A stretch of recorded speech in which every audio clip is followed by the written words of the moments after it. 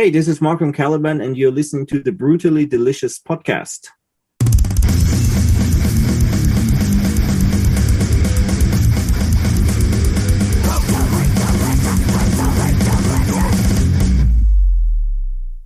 Good, man. What's it like over? You're in Germany, right? Yes, I am. What's the status of the world there? You guys out and about yet or not yet? Not really at all. Really? I would say. That sucks. We're just starting to get out here. No more masks. We're good here for a little bit. No, we are not at that point yet. I mean, they're going on with the vaccines and all that kind of things, but Right. Not really yet. Not really yet. Okay. Well, let's just jump right in. Concerts. Nah, that sucks. They're starting to book some here, but I haven't seen one yet. Let's see. We hope on early next year. Yeah. All right, so let's jump in and talk about Caliban. I'm going to probably butcher it because I don't have a German accent, but is it Zeitgeist? Zeitgeist. Okay. Zeitgeister. No. So now that it's out, I guess it's out about a week and a half, 2 weeks. What has the response been like? We're pretty happy because we expected it to be worse somehow. I mean, it's a special release. It's not a full release. It's not a full album. It's like something special. It's like 7 reworked, reimagined old tracks, suddenly all in German, 1 new track, also German. And for us, this was usually supposed to be an add-on to our new album, which is delayed. You know, we didn't put out our regular English album yet.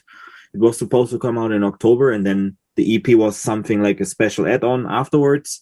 So, but we decided to keep the release of the EP. But actually, we're really happy. We just got the chart results, which are incredible. We didn't actually think it would be in the charts because, like, an EP counts a lot less for the charts than an album, and it still hit position 15, I guess, or something. That is pretty okay. I mean, they said if it would have been an album, it would have been easily top 10 because it counts for more. You know, somehow I don't know how that exactly works, but either way, that's still great. So we're pretty happy, and also, and also the response, which is more important for us from the fans, which seem to really like the vibe of the EP because it has a bit of an old school vibe mixed with the new kind of music we are doing. Actually, what we were doing in the last 2 albums. So response has been great. Actually, what is funny, I thought we would get more negative feedback from people outside from Germany or Austria, Switzerland, where they don't speak German, right? Because we are an English band with English lyrics and stuff like that. And actually, the people from, for example, America, Canada, doesn't matter, they are actually really into it, and actually more Germans complain about it. Really? That is somehow, yeah. I mean, of course, there are a lot of people who still like it because we always had one specific special song in German on each album, the last couple of albums, but still, they were like, oh, I like them better in English and stuff like that. I mean, like I said, nobody has to worry. The next album which comes out will be English again, like back to normal. It's a special, but yeah, I expected to be getting more negative feedback from outside of mother tongue German, you know, but actually it was the opposite. That was funny. What was it like trying to release a record with all this shit going on? I mean, it's got to be obviously it's a bit different, but how did it affect you and how did you have to work around it? Actually, to be honest, for us, of making it, recording it, mixing it, all that kind of process was not really different from the usual because we always are, because we are not all living close to each other. We are like, the drummer lives like 2 hours from here, the singer is 4 hours from here, so we do a lot of things over the internet anyways. So I sit right now in my studio. That is where I mixed and recorded Zeitgeister also. Besides the vocals, they got recorded somewhere else. Right. So since I am doing it, I don't have to worry about going somewhere and be allowed to go there with certain restrictions and stuff like that, because I just sit in my studio and do it myself. So that there was no difference for us. And like writing was a bit different. I mean, I'm used to write my idea, like record my ideas, send it out to the guys by mail. They give me feedback and stuff like that. That didn't change. The only thing which changed is usually I am there when the vocals get recorded. But this time I wasn't. I was like here, and we did some Skype or Discord or Zoom sessions and stuff like that. And our singer was with our producer in Berlin recording it, and usually I go there too, but with the restrictions didn't allow that. So that was the only thing which was different. The rest actually was pretty much the same. When you're doing a Skype or a Discord or whatever you do, is there sort of a latency if you're trying to record like that, or are you just listening in? No. When they are recording, I just listen to it. Like it's like usually because I'm the, let's call it the main songwriter, at least instrumental wise. Right. So I have certain ideas how the vocals should be and stuff like that they don't have to waste a lot of time. Like they work on something, send it to me, and then I'm saying, I imagined that totally different, so please record again, so that we avoided this. They told me their ideas, I told them what I had in mind, and then we talked about it. They recorded something while I was on the computer a bit, then I could listen and said, yeah, that's fine, keep recording that properly, I'm off, just to be sure that it's like in the directions which I had in mind, that they don't waste time or something. Does it ever create problems where you're kind of telling them how to do their part of it, or is that just accepted because you're writing and producing? I think during the recording of vocals, they always hate me. It never changed. They always hate me. Right. Because I sometimes have very specific ideas, and then they record a chorus or something, and I was like, nah, that is not good at all, and stuff like that.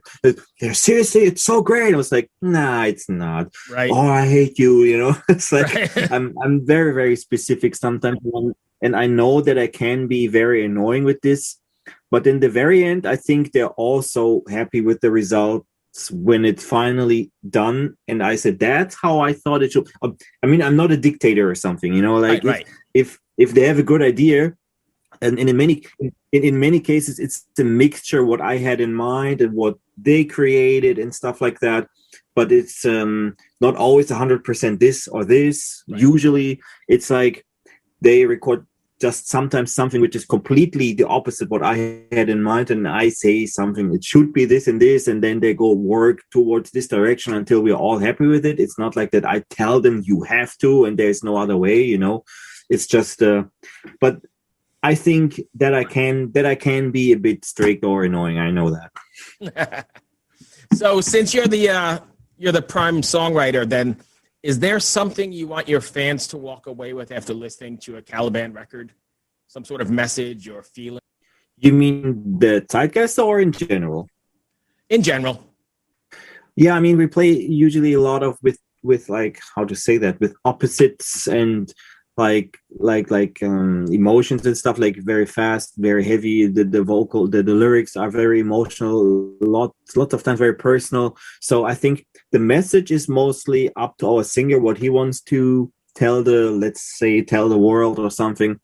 For my part, it's like I just want people to be excited when they listen to the music, and like that it's somehow moving them in some way. There's, for me, because I'm not writing any lyrics, for me there's no message I want to send out somehow. That is up to our singer. Right. But I know that he has a couple things which are really important for him, and he also gets, in many cases, messages that some people really thought that the lyrics helped them through difficult times and stuff like that. I think this is something for him really important. That's why we don't only write, let's call it like political, like critical things, right, because he wants to put his personal message into there, because for him this is, I think, important to help somehow in certain cases. So we mix it up a little, like there's always has to be some kind of personal things. That's, I think, for him very important. Okay. So along those same lines, and sticking with writing, when you're writing, I mean, we can use Zeitgeister, however you pronounce it, as the example. Are you writing the songs musically at how they will come across on stage, like how they will sound live? Or are you writing the songs for the song's sake and then worrying about live later? I actually write songs for the song's sake somehow. I want it to be a good song. This is what some of our fans sometimes don't understand, because we have always on each album a couple tracks we never play live. They get recorded because we think they are great songs, but they're for us not live suitable somehow, and then we never play them live. We always have like, this is why I don't write an album to be like that it functions live. Of course it has to be in some cases, right. But in general, it's like that when I think I have a good song idea, I just don't think about how that would work out later, because in general, I would say half of the songs I write are like automatically suitable for life, because I have different things I have in my mind which I write, and most of the times there's at least 4, 5, 6 tracks which always are good for live, and the rest is maybe not so much. Okay. You guys have been at this for quite a while now. Did you imagine you'd still be doing this so many years later? For sure not. Definitely not. I mean, it started as a school project. Me and Andy are the only remaining founding members from that time. And if you think about that, I do that since my very early teenage years in school, and we actually had a rehearsal room in school and stuff like that. I never imagined it to do that like for the most part of my life, actually. Was there a plan B? Were you going to go to like plumber school or something, or was it this all in? Nah, I was actually in the beginning times. I was doing like some kind of, I don't know how do you say that when when you get into learning a job. I don't know how you call it in English. Here it's an apprentice. Apprentice? Okay. Yeah. Okay, apprentice. I was doing something with chemistry, but then I got like some allergic reaction to something they had there, and I got big stomach problems. So I cut. Oh, wow. So I had to quit there, and then I didn't start something new. But I actually was trying to get into some proper job as a backup or something. Right. But yeah, then after I quit there, I was working there for 6 months or something. I didn't look for anything else. I just went, whatever. Just nice. Let's see. And then I was, and then my plan B, if you want to call it plan B, is now I have a studio. I record other bands. If my band would call it quits, or we decide it's not fun anymore, or we're not successful or whatever, then I still have my recording studio. I record other bands, produce other bands, do mixing jobs. So at least I have like something beside the band anyways, Gotcha. So what does Caliban have planned for the, obviously you're not touring for the next short period of time. Are you guys doing any live streams or any kind of special fan things, or is there anything in the works? Yeah, I mean, we talked about it, like not all members in the band are such big fans of this kind of idea, but as I think at least up until this point, we all agree, if nothing soon is going to happen, that we are going to do like some kind of streaming thing. But we want to do something, if that's going to happen. I think it's going to be like, let's say after summer, like soon in late summer, autumn. We wanted to do not just a concert, because we thought that is somehow a bit boring. We wanted to give like the fans some kind of different experience, that we have like, let's call it like an evening with Caliban, that we have like someone sitting down with us, asking questions. Maybe there's people on this stream which can ask questions to us. Like, there's like getting to know the members a bit. Then we have some guests, friends from other bands around, and which also can talk about old times, about like tour stories. There's something. There's some insights, like a bit of a talk. And then we have the concert, and maybe the people can see how we get ready for the concert, how everything is, and what we do after the concert. If we maybe after the concert maybe go someplace to have like a dinner after, and then have a little chat after the concert with the people, like a whole evening thing, like 4 or 5 hours or something, not just the concert. That was at least the idea. If we can realize that at some point, I think it would be something cool. We have already asked a couple friends from some bands, they would be into it. They would hang out, come out, and that would be the idea of what we do if we do a streaming thing. Right. Yeah. Because I think everybody's doing streams, but not every stream I see is good. I mean, there are really good examples, like Catatonia at the beginning of this did an amazing one. I mean, that was phenomenal with, like 12 or 14 cameras, and it was great. And then I've seen some other ones where it just doesn't work, and I think it may do more harm than it does good. Yeah. That's something we definitely don't want, because, like I said, we have different opinions in between the members, and someone said, "Oh, let's just put 2 cameras and we go to the rehearsal room." I said, nobody wants to see that. Right. Nobody wants to see that, but it's the raw experience. It doesn't matter. It sounds like ass because you don't have really you don't have a PA system there. You need to have someone who is mixing it, that the people out there have a sound experience, because what you are used to listen to in a rehearsal room is different what the people out there hear. Yeah. For you have what you hear is to be on point what you play. You have a click and all that kind of thing. You want people to hear click tracks or something stupid, Right. So if we do that, it has to be proper, not just some garage thing. I mean, of course, don't get me wrong, there could be a garage thing which is cool if it's done well, right? But I think in general the people would care more for a real thing somehow. Sure. I don't know how to say that. No, I think you're 100% right. That's all I've really got. Did I miss anything you want to cover? Oh, no, if you don't have any more questions. I think that's pretty good. I'm in the States, in Richmond, Virginia. We've been there. We hope to come back there soon. Have you guys been here? Yeah, we have been touring the States 7 times, 8 times in the past.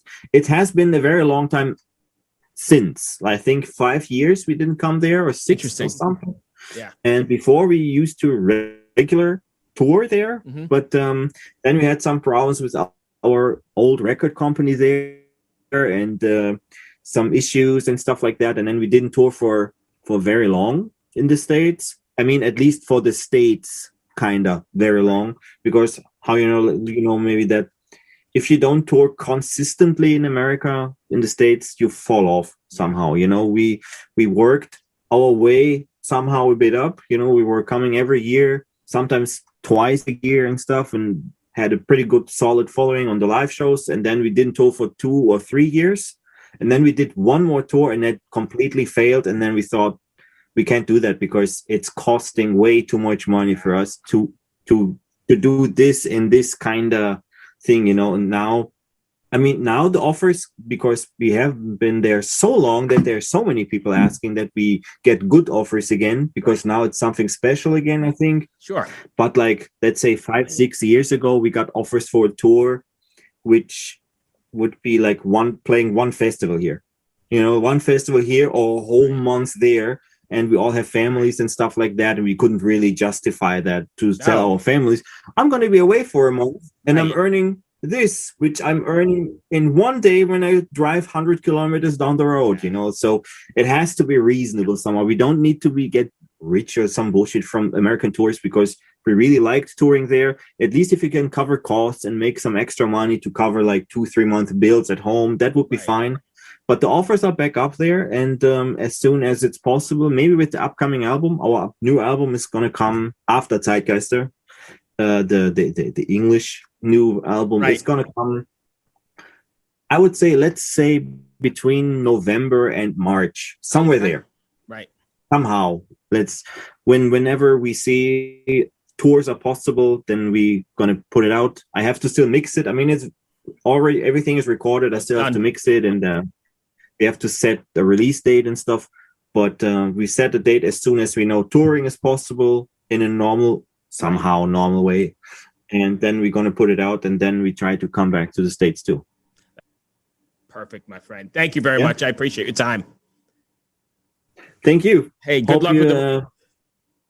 Was the recording okay? Because I had some internet cut out. No, it sounded pretty good here. I'm going to go back and make sure everything's good. So that's why I record them, and then I'll fix them all up. It'll be perfect. But I appreciate you taking the time. Go ahead. If you have issues, if there's something wrong, then write to Century Media again. I can do a backup if there's something wrong. Okay. Awesome. Okay. Be well. Good luck with the record, and hopefully we'll see you in the States sometime soon. Thank you. Have a good day. Take care. You too, my friend. Hello out there. Yes, hello out there, everyone. I'm Hal Schwartz. And I'm Flynn McLean. Together we host None But the Brave, a podcast dedicated to the music and career of Bruce Springsteen. Bruce and E Street Band are on tour right now for the first time in 6 years, and we're taking a detailed look at what's happening on stage in our bi-weekly episodes. We've also been recently joined by some very exciting guests, including rock journalist Warren Zanes and Stephen Hayden, Backstreet's Magazine founder Charles Cross, and Barstool's Kirk Minahan. If you're a diehard Springsteen fan, this is the show for you. So please subscribe to None But the Brave on your favorite podcasting platform, and we hope to see you further on up the road. Thank you so much. We'll be seeing you.